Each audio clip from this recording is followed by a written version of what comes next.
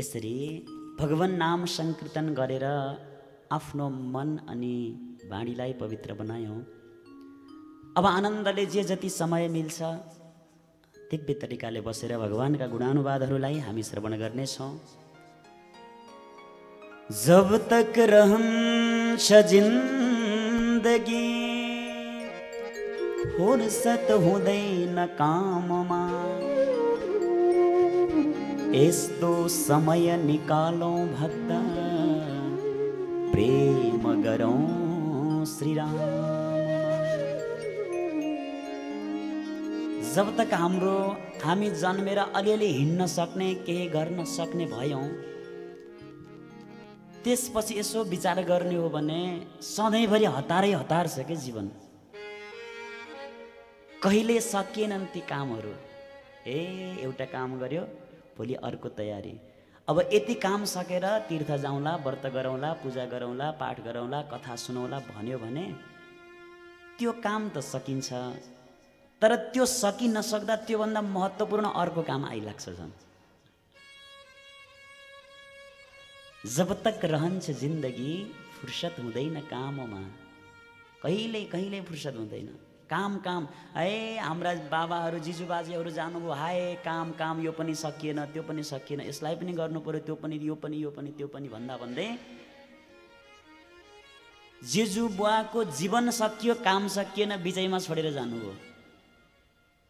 हजुरबाबाहरू पनि हाय काम भन्दा भन्दै शरीर पुरा भयो तर काम पुरा भएन। कतिका बाबा आमा पनि जानुभयो, हाय काम, म एक दिन कहीँ गएँ भने छोराछोरीको बर्बाद हुन्छ, यो हुन्छ त्यो हुन्छ, घर बिग्रिन्छ भनेर हाय काम गर्दा गर्दै शरीर पुरा भयो तर काम पुरा भएन। त्यही भएर जब हामी जन्मेर चल्न सक्ने, बोल्न सक्ने, हिँड्न सक्ने, केही गर्न सक्ने भयौं बाबा आमा, त्यसपछि फुर्सद जीवनमा कहिले हुँदै भएन, मिल्दैन फुर्सद। सत्कर्मको लागि फुर्सद मिल्दैन, फुर्सद मिलाउनु पर्छ जबरजस्ती भए पनि। वास्तवमा लिएर जाने त यही चीज हो नि त। 24 घण्टामा हामी आधा घण्टा, 1 घण्टा, 2 घण्टा जो माला लिएर बस्छौं, कथा सुनेर बस्छौं, त्यो समय त हामीले अर्को जन्मको लागि पनि सिन्चित बनाएर राखेको हुन्छौं। अरु सबै त जति मरि मेटे पनि यही छोडेरै त जाने हो आखिरी। त्यही भएर यस्तो समय निकालौं भक्त। अरे प्यारे जन, भगवानका प्रियजन, प्रेम गरौं भगवान श्री रामसँग, भगवान श्री कृष्णसँग, भोलेनाथसँग। संसारसँग हामीले प्रेम गर्यौं भने संसारले सुखमा साथ दिन्छ रे। भगवानसँग यदि प्रेम गर्यौं भने भगवानले दुःखमा पनि छोड्नुहुन्न, सुखमा पनि छोड्नुहुन्न। निरन्तर प्रभुले त्यो प्रेम निभाइरहनुहुन्छ के।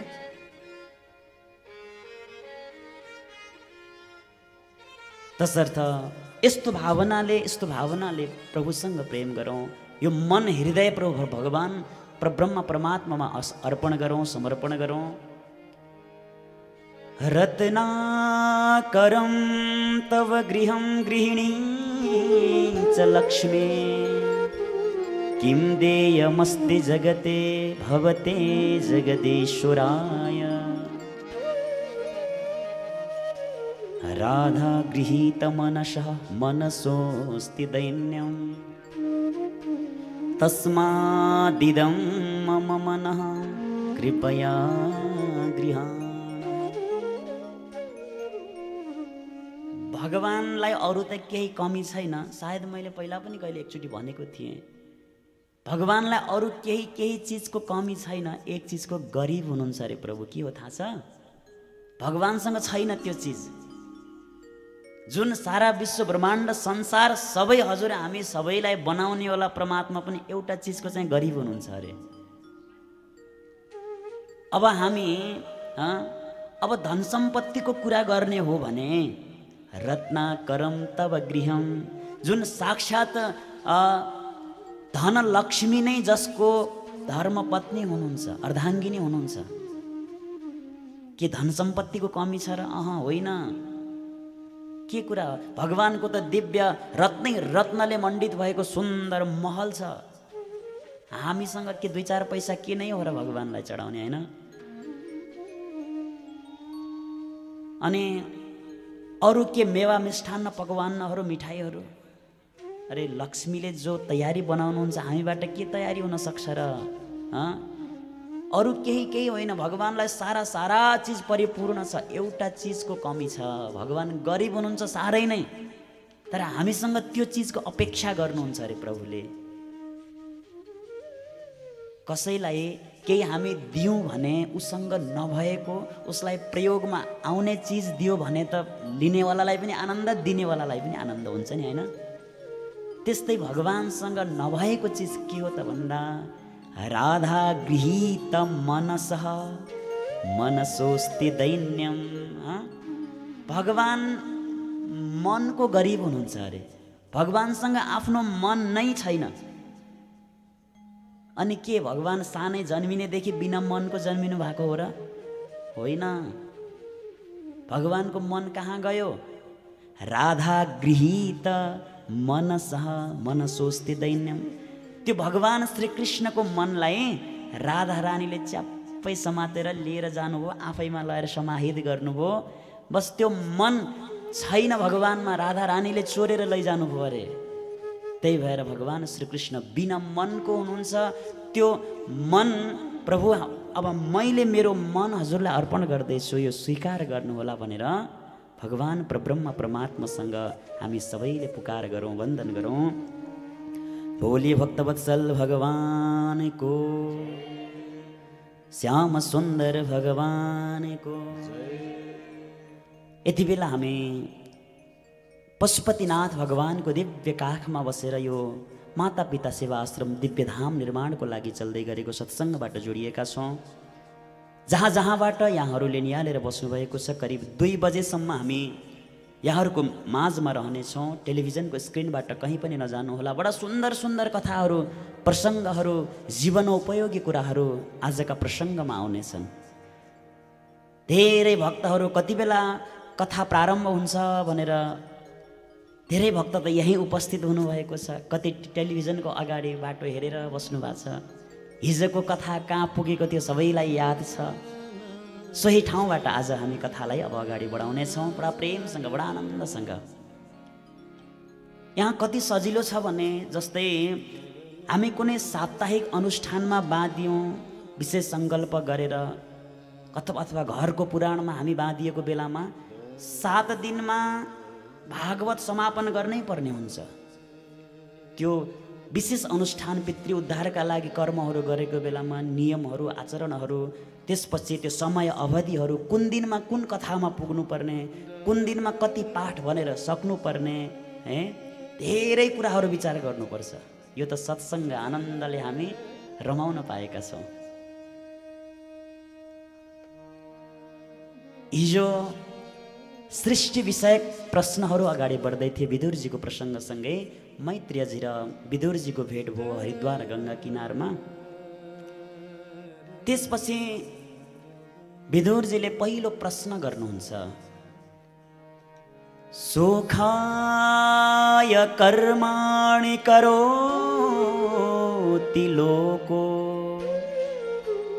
न ते सुखं वा न्यदुपारमं वा विन्देत भूयस्तत एव दुःखं यदत्र युक्तं भगवन् वदेन। पहिलो प्रश्न के गर्नुभयो भन्दा, हे मैत्रेयजी, यो संसारलाई मैले हेरेँ चारैतिरबाट। व्यक्तिले कर्म गर्छन् के को लागि भन्दा सुख पाउँछु भनेर। घर थिएन, घर बनायो सुख पाउनको लागि। गाडी थिएन, गाडी किन्यो सुख पाउनको लागि। हरेक कुरा जोडजाम गर्यो सुख पाउनको लागि। तर कति नै गर्दा पनि सुख प्राप्त हुँदैन किन? बडा सुन्दर प्रश्न छ। विन्देत भूयस्तत एव दुःखं यदत्र युक्तं भगवन् वदेन। कर्म गर्छ सुख पाउनको लागि, तर घुमाए फिराए झनभन्दा झन धेरै दुःखको पोको थपिएको थपिएकै छ। वास्तवमा किन यस्तो हुन्छ? के हो त यो भन्दाखेरि आज मैत्रेयजीले भन्नुहुन्छ, हे विदुरजी, हामी जुन ठाउँमा जान्छौँ अथवा हामी भोजनालयमा गयौँ भने त भोजनै प्राप्त हुन्छ। भोजनालयमा गएर औषधि त पाइँदैन नि हामीले। औषधालयमा गयो भने औषधि नै पाइन्छ। त्यस्तै त्यस्तै झैँ यो संसार भनेको के हो? यो दुःखालय हो। यहाँ आउने हामी दुःखै भोग्नलाई हो खास। पूर्व जन्ममा जस्तो कर्म गर्छौँ अनि त्यो सिञ्चित कर्म अब यहाँ आएर जस्तो कर्म जसले गरेको छ त्यही अनुरूपको दुःख भोग्नलाई नै आउने हो। संसारमा आएपछि हामीले दुःख भोग्नै पर्छ। यो दुःखालय हो। सुख प्राप्त गर्नको लागि त भगवानको चरणमा, भगवानको शरणमा, शरणागतिमा जानु पर्दछ। बस जो सुखको सिन्धु हुनुहुन्छ, बस उनको चरणमा हामी गयौँ भने बल्ल त्यो वास्तविक सुखको अनुभूति हामीलाई हुन सक्दछ। ईश्वर अंश जीव अविनाशी, चेतन अमल सहज सुखराशि। सुखै सुखको मूर्ति, सुखको सागर भनेको भगवान, दुःखको सागर संसार। अब यो दुःखको सागरमा आएर कहाँको सुख पाइन्छ? बस त्यो सुखको अनुभूति गर्ने हो भने परब्रह्म परमात्मा भगवान श्रीहरिको शरण चरण ग्रहण गर्नु पर्दछ। यो संसारको सुख भनेको त कस्तो हो भने प्रहलादजीले भन्नुभएको छ, पछि भोलि पर्सिको प्रसङ्गमा आउँछ सप्तम स्कन्धमा, यन्मैथुनादि गृहमेधि सुखं हितपुच्छं कण्डूयनेन करयो रिव दुःख दुःखं तृप्यन्ति नेह कृपणा बहु दुःख भाजा कण्डूतिवन् मनसिजं विषहेत धीरः। बस प्रहलादजीले पनि आफ्नो पिताजीलाई सम्झाउँदै भन्नुहुन्छ, पिताजी यो संसार भनेको अन्धकूप हो, दुःखको सागर हो। र यो संसारको सुख भनेको कस्तो हो भने एउटा सामान्य लुतो आएको व्यक्तिले यसरी खुजुली गर्दा कन्याउँदाखेरि एकैछिन त बडा आनन्द भए जस्तो हुन्छ।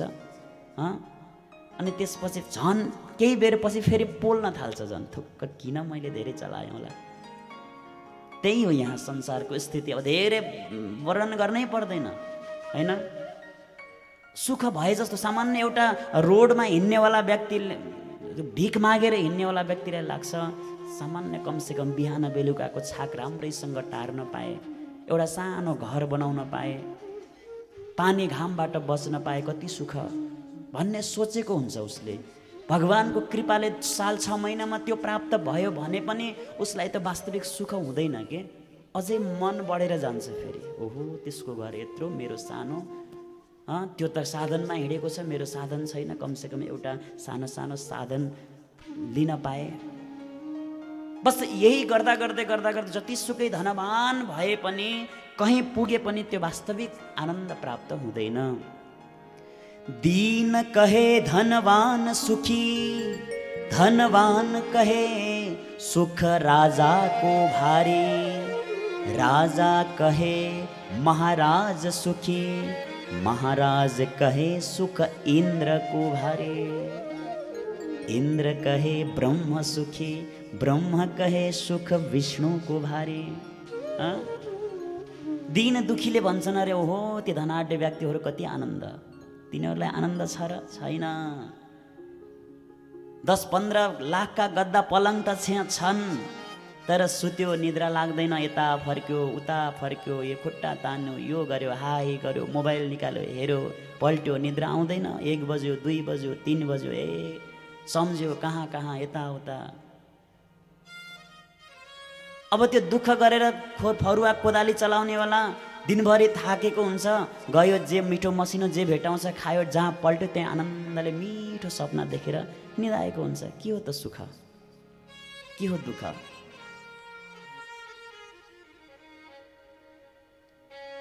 दीन कहे धनवान सुखी, धनवान कहे सुख राजाको भारी। के राजा सुखी छन्? उनीहरूलाई पनि छैन सुख। उनीहरूलाई लाग्छ हो महाराज बन्न पाए त, चक्रवर्ती बन्न पाए त। ती चक्रवर्ती बने तिनीहरूलाई पनि छैन वास्तविक आनन्द। उनीहरूले सोध्छन् अरे हामी त के को आनन्द? इन्द्रलाई जस्तो सुख, स्वर्गका अप्सराहरूको साथमा दिव्य इन्द्र, स्वर्गलोकको त्यो सम्पदा आनन्द। म त के को सुखी? इन्द्र पो सुखी छन् त। अनि इन्द्रलाई पनि फेरि लाग्छ अरे ब्रह्म पो सुखी, मलाई के सुख छ? त्यही भएर यो संसारमा सुख भन्ने कुरा कहीँ पनि छँदै छैन। वास्तविक सुख त्यही छ जो भगवानको दिव्य शरणागति भएर संसारलाई व्यर्थ ठानेका छन्। संसारमा बसेर व्यवहार त निभाउनु नै पर्छ, हामी आएका छौँ। तर वास्तविक चिन्तन परमात्माको सत हृदयदेखि जसको भइरहन्छ उनीहरूलाई कतै कतै वास्तविक आनन्दको अनुभूति हुन सक्दछ। भोले भक्तवत्सल भगवानको, श्याम सुन्दर भगवानको। आउनुहोस् एउटा छोटो मिठो भजन हामीले श्रवण गरौँ, त्यसपछि फेरि दिव्य कथालाई अगाडि बढाउँदै जानेछौँ।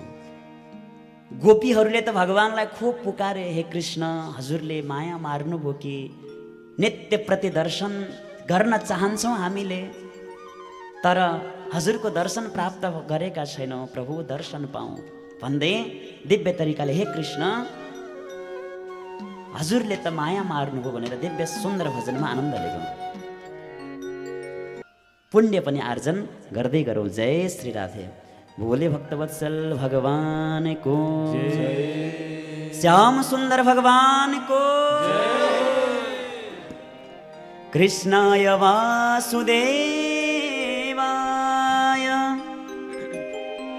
देवकी नन्दनाय च नन्दगोपकुमाराय गोविन्दाय नमो नमः।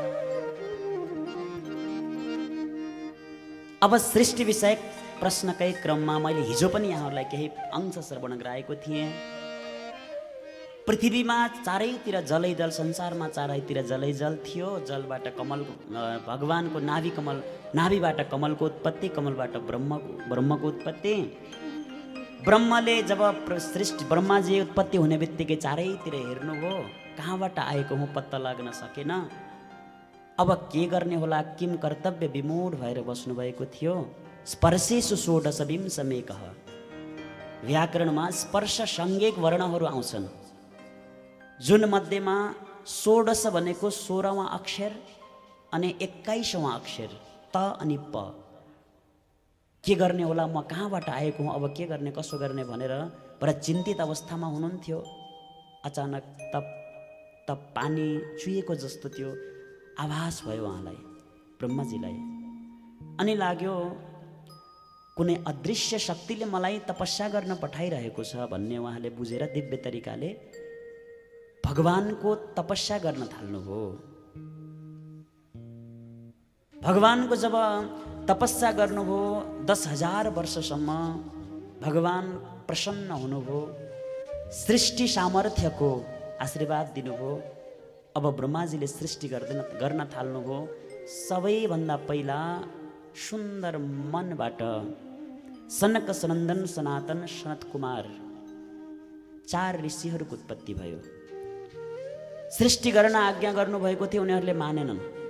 पिताजी हामी त यो संसारको माया मोहमा पर्दैनौँ, हामी भगवानको भजन गर्नका लागि आएका हौँ, हामी त लागौँ जङ्गलतिर भनेर हरि शरणम हरि शरणम हरि शरणम हरि शरणम गर्दै जङ्गलतिर जानु हो।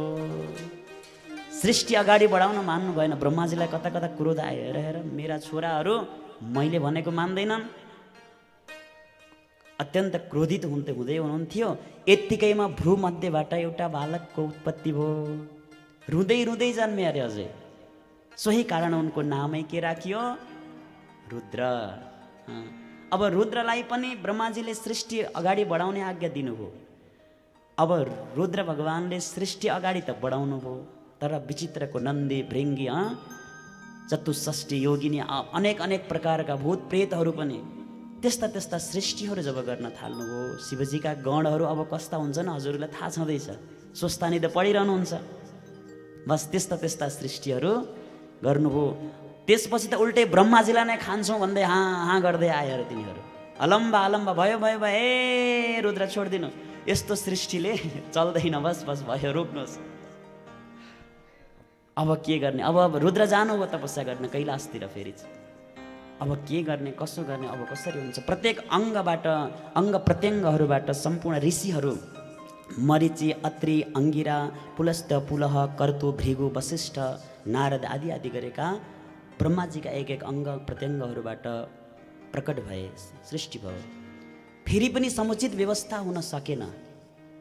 ब्रह्माजीको एक अङ्गबाट स्वयम्भुव मनु, दाहिने अङ्गबाट स्वयम्भुव मनु, देब्रे अङ्गबाट शतरूपाको सृष्टि भयो। अब यहाँबाट मैथुनी सृष्टि प्रारम्भ हुन्छ। स्वयम्भुव मनुका 5 सन्तान भए सबैभन्दा पहिला। यो भूमिकालाई राम्ररी बुझ्नुपर्छ, अनि बल्ल अगाडिको कथा बल्ल आनन्द आउँछ। 5 सन्तान,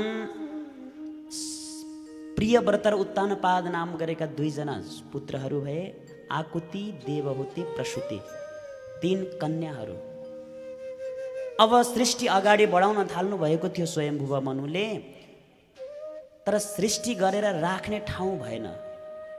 पृथ्वीलाई त एउटा राक्षसले, हिरण्याक्ष नाम गरेको राक्षसले बस कहीँ रसातलमा लगेर डुबाएर राखेको रहेछ।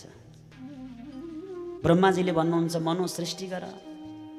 पितामह सृष्टि त गर्ने, सृष्टि गरेर राख्ने ठाउँ चाहिएला, कहाँ राख्ने हो? राख्ने ठाउँ छैन। पृथ्वी खोइ, पृथ्वीलाई राक्षसले लिएर गयो रसातलमा। अब ब्रह्माजी चिन्तित हुनुभयो, अब के गर्ने? एउटा भगवानको ध्यान स्मरण गर्दै हुनुहुन्थ्यो। यत्तिकैमा ब्रह्माजीलाई के भयो? आच्छुङ आएछ के। त्यति बेलै सानो वराहको बालक प्रकट भयो त्यही नाकबाट। अनि यसो हेर्दा हेर्दै त विशाल विशाल रूप, विराट रूप लिँदै गयो। ब्रह्माजीले टाउको समात्दै भन्नुहुन्छ, हे भगवान्, धन्न 2 मिनट अगाडि मलाई आँखु आएछ, म भित्रै यो बढेको भए मेरो शरीर आज म कहाँ पुग्ने, के हुन्थ्यो होला। हे भगवान्, धन्दै रक्षा गर्नु। बस अब तुरुन्त त्यो वराह भगवानको त्यहाँबाट प्राकट्य भयो। अब त्यो हिरण्याक्ष नाम गरेको दैत्यले जो रसातलमा लगेर डुबाएर राखेको पृथ्वी थिइन्, उनलाई गएर उद्धार गरेर भगवानले लिएर आएर यथास्थानमा राख्न थाल्नु भएको छ। अब यहाँ परीक्षित महाराजले प्रश्न गर्नुहुन्छ, हे गुरुदेव, त्यो हिरण्याक्ष भनेको को थियो? किन त्यसले त्यसरी पृथ्वीलाई लिएर गयो? भन्दा कश्यप ऋषिका पत्नीहरू थिए, दिति, अदिति आदि आदि गरेका उनका पत्नीहरू थिए।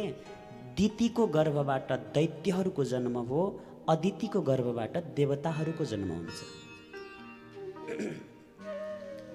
अदितिबाट जब इन्द्र आदि देवताहरूको जन्म हो, त्यति बेला दितिको गर्भ खाली रहेछ। दितिले गएर आफ्नो श्रीमान कश्यपसँग भन्न थालिछन्, हे पतिदेव, मेरा सौताको काख भरि भराउ छ, म आमा होइन र मलाई सन्तान काखमा राख्ने खिलाउने इच्छा हुँदैन। मैले अरू कुरा जान्दिनँ, मलाई अब जसरी हुन्छ सन्तान नभई भएन। ठिक्क साँझको बेला रहेछ, सूर्य अस्त भइसकेको। ठिक्क सन्ध्याको बेलामा गएर दितिले अत्यन्त हठ गरिन्। ऋषिले सम्झाउने धेरै प्रयास गरे, मानिनन्। अब स्त्रीहरूको हठ भनेको त यहाँहरूलाई थाहा छँदैछ, तीनवटा हठ हुन्छन् अरे। एउटा बालकको हठ होइन त, एउटा सन्त जोगीको हठ, अर्को स्त्रीको हठ। जोगीहरूले पनि जब त्रिशूल गाडेर बस्यो भने बस आफ्नो त्यो कार्यलाई पूर्ण नगरिकन छोड्दैनन्।